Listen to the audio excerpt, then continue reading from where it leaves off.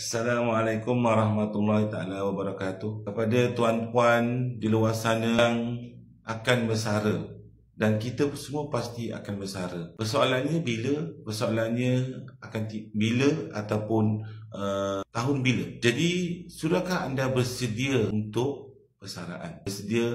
Bersedia atau tak bersedia, kita tetap akan bersara. Tapi yang penting kita bersara tu bagaimana? Jadi, jom saya kongsikan plan untuk persaraan. Plan untuk persaraan untuk jangka masa panjang. Persaraan adalah untuk jangka masa panjang. Jadi, kita kena bermula sekarang.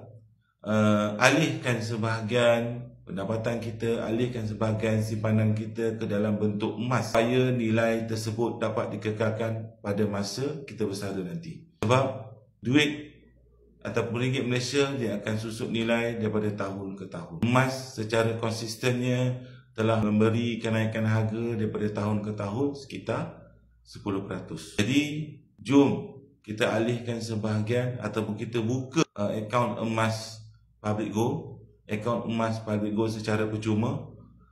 Hubungi saya ataupun klik di bio saya ataupun di profil saya untuk saya bantu. Bagaimana untuk bermula, bagaimana untuk mengalihkan sebahagian dana persaraan anda pada masa akan datang.